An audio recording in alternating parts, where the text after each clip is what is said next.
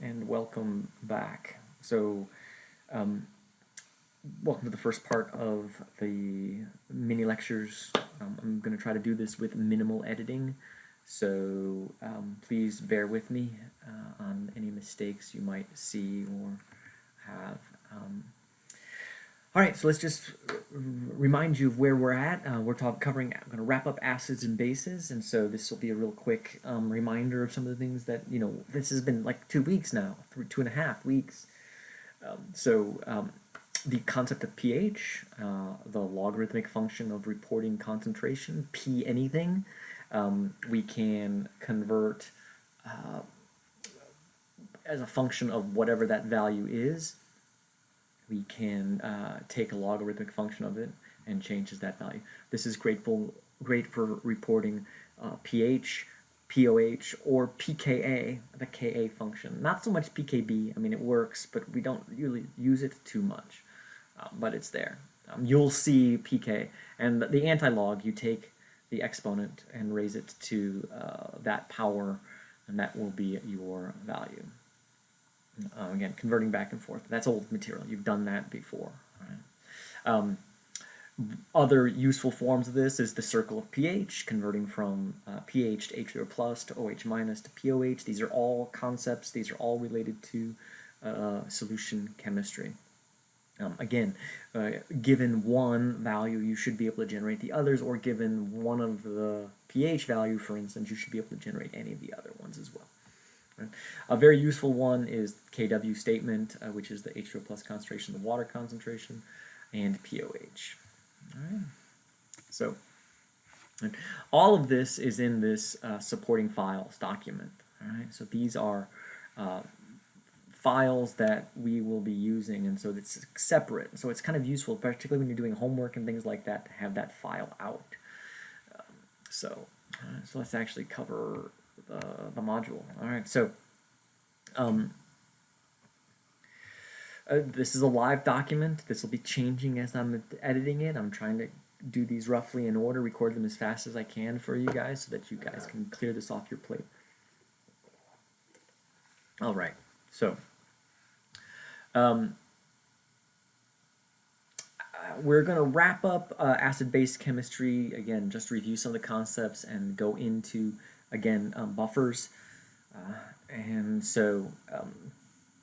Again, the weak acid statement, a weak acid dissociates in water. It reacts with the water. It transfers its proton to the water and creates the H3O plus and the A minus. And this counterion is important later when we talk about things like buffers and bases. And it's dominated by the Ka statement. When in doubt, write this reaction. Right? Having this reaction written allows you to see, even if it's just generic, helps you think about information. H3O plus, it is your way into the proton in that case. All right. Given a Ka for a weak acid, again, here's a table of Kas. Just for the record, I'm going to use these as my examples. I'm not going to let you don't need to go out to the internet, except maybe on a homework, to find Kas that are useful. I'll use mostly these, and so which is why they've been separated into a separate document. Same with the Kbs. Don't need you working any harder than you have to on this stuff. So if it's not in one of these documents, chances are good that it's either something you can derive, which we'll talk about, or very rarely should you have to go out to the internet for it. Given a Ka, you can very easily use the weak acid assumption to find the H3O plus concentration. Okay. Our particular example was something like HF. You can use HF. Here's a test. HF plus H2O dissociates in water to H3O plus F minus. Let's see how that looks. No, it's not letting me see how it looks.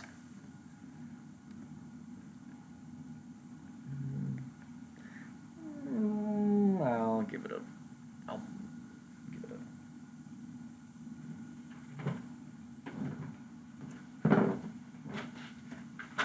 Welcome to my world, folks. All right, so this can be written and we can use our weak acid assumption such that the HF total, the total amount of HF in this case, which is given in our particular example, we can use the amount of HF, which is 0.500 molar, and therefore HF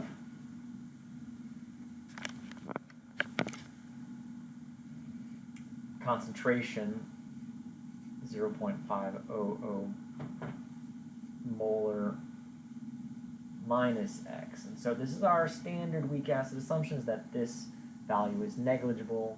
This would be X and X, and so we can then simplify this again using our H3O plus is equal to the square root of the Ka of the acid times, in this case, the total HF concentration, and then you can plug those values in and solve for the concentration. This one can go in here.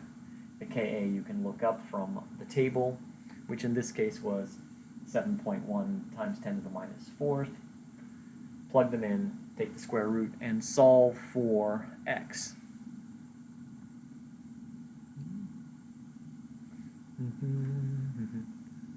And allowing us to determine that the concentration was 1.9 times 10 to the minus 2, and then from there determine the pH. Again, pretty standard trick with a weak acid. That's our standard weak acid assumption.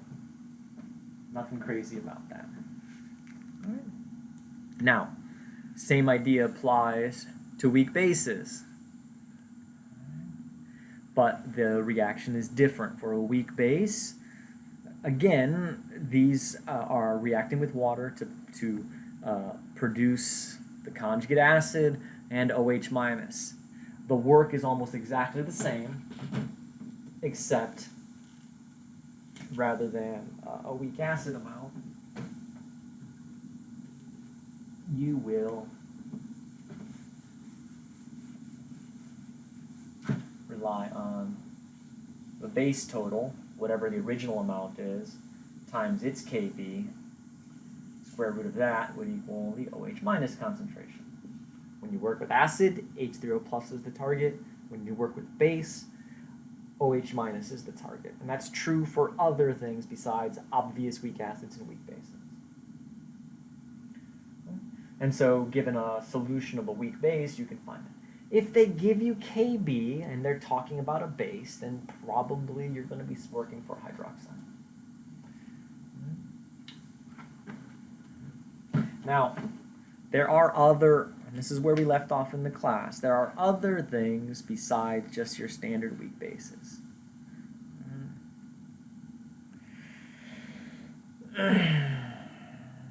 And those are the salts, right? Many salts have acid-base properties. And the reason for that is because these salts are almost always the conjugate acid or the conjugate base of a weak acid or base. And that's how you make that. That's how you make salts, is you neutralize something. Right? And there are two types. Right? There are conjugate bases of strong acids, or basically counterions of hydroxides. All right, and so these first two items, if it's a conjugate base of a strong acid, we ignore it. It doesn't play a role. All right? But there are lots of things that are conjugate bases of a conjugate acid of a weak base, or a conjugate base of a weak acid. All right? Those all play a role in acid-base chemistry. All right? Look for, I mean, if it's a salt, okay, there'll be a metal ion there, or if it's charged, it'll be ionic. That will serve as a hint that it might be acidic or basic. Okay? And the chances are good it's going to be weakly acidic or weakly basic. Cations are typically acids, anions are typically bases. That's just how it works, right? Typically. Right? And so you can look at a salt and decide. Right? Such as this one. All right? If you take fluoride ion, something like sodium fluoride, and dissolve it in water, well, it will produce HF, by this slow absorption of the proton. And again, we've talked about this in class before.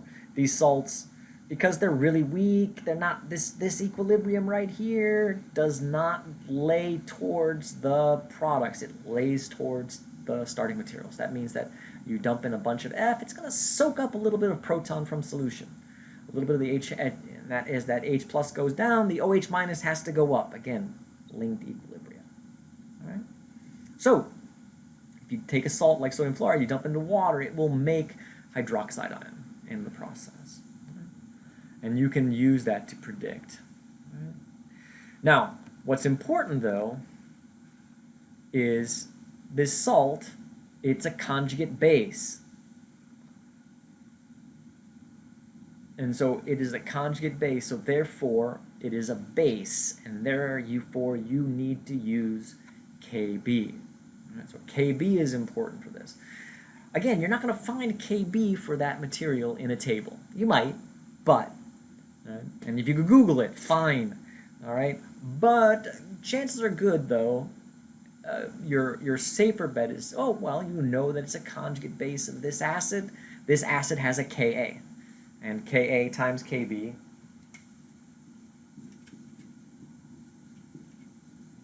equals Kw. And so you can solve for one of those given the other. So if we wanted Kb, we know that that's Kw divided by Ka. All right? Pretty easy to do. All right? And so we can easily find that information by solving for Ka and Kb. Again, this was a question of the day style stuff. Given one, find the other. All right? Simple multiplication. Walk through that. And so you could use this to calculate a sodium fluoride solution quite readily. Ka, you can solve for Kb, and then use our standard base relationship, the total amount of base, which in this case is sodium fluoride, times its Kb, square root will be the hydroxide ion concentration. And then from that, you can find H3O plus and OH minus. And solve like any other equilibrium problem, all right? Pretty simplistic in that sense. All right, and then you could do something like ammonium chloride in a similar way. Ammonium chloride, if you actually take a look at it, ammonium chloride is a weak acid, because we know ammonia is a weak base. You can look up, they might give you the Kb, for instance, and then you can use that to figure out the rest of the information from the system. All right, what if they don't give it to you? What if they don't give it to you? Well, then you have to look at the structure, look at the formula, and figure it out from there. All right, that was the review. See how you do. All right, practice quiz is given. All right, if you have specific questions, go back to look at the question, and talk about the question. I'm going to be using this sort of numerical notation, m1p1 for module 1, practice quiz 1, and I'll try to have these breaks in the regular. And I will save these in such a way, all right, such that the video is tied to the practice quiz, all right? YouTube might have a different name for it, but this one's name is whatever it's going to be on Moodle, Canvas, all right? Good luck.